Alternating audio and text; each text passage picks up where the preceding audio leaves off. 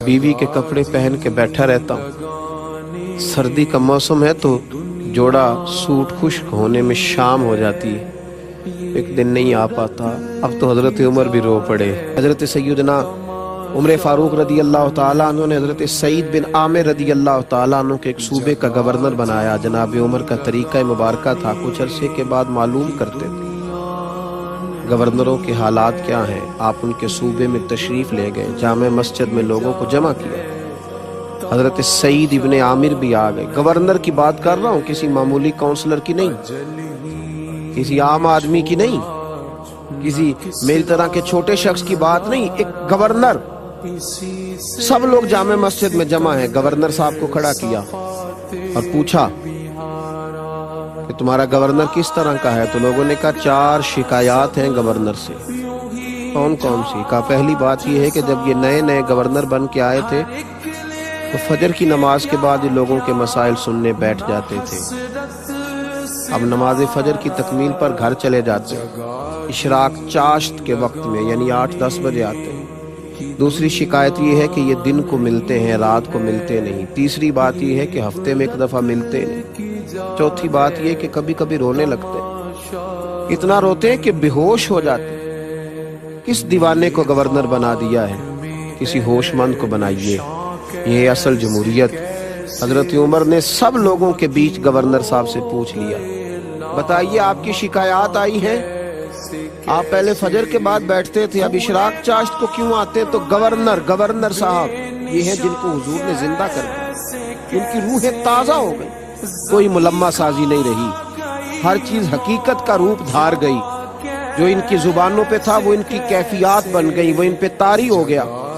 हजरत सईद बिन आमिर रदी अल्लाह ताला ने रो पड़े, कहने लगे हुजूर मैंने कहा था कि मुझे अवामी ओहदे पे न लगाइए, मैं इस काबिल नहीं हूँ, और आपने लगा दिया। अब आपने सवाल पूछा है तो सुनिए।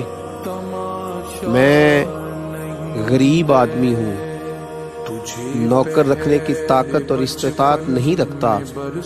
फजर की नमाज पढ़ के ना तो पहले बैठ जाया करता था। मेरी बीवी बीमार हो गई है, 35 साल उस वफादार ने मेरी खिदमत की, अब टांगों से माजूर है। मैं नमाज फजर के बाद घर जाता हूँ, पहले घर में नाश्ता बनाता हूँ, फिर अपने घर में झाड़ू देता हूँ, फिर उस फालज ज़दा औरत के कपड़े बदल के उसके मुंह में रोटी के लुक़मे डालता हूँ। वापिस आते देर हो जाती है। हजरत उमर कहते हैं पहले जवाब नहीं, लोगों पर सख्ता तारी कर दिया। दूसरा सवाल ये है कि दिन को मिलते हो तो रात को क्यों नहीं मिलते? तो हजरत सईद बिन आमिर रो पड़े, अर्ज करने लगे हुजूर दाढ़ी सारी सफेद हो गई, फल पक गया, पता नहीं किस वक्त अर्श का मालिक बुला ले।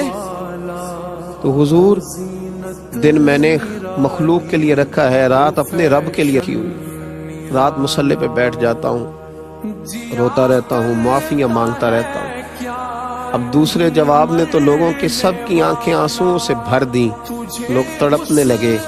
हजरत उमर फारूक रदी अल्लाह ताला अन्हु ने तीसरा सवाल पूछा, फरमाया बता ना तो हफ्ते में एक दिन मिलता क्यों नहीं?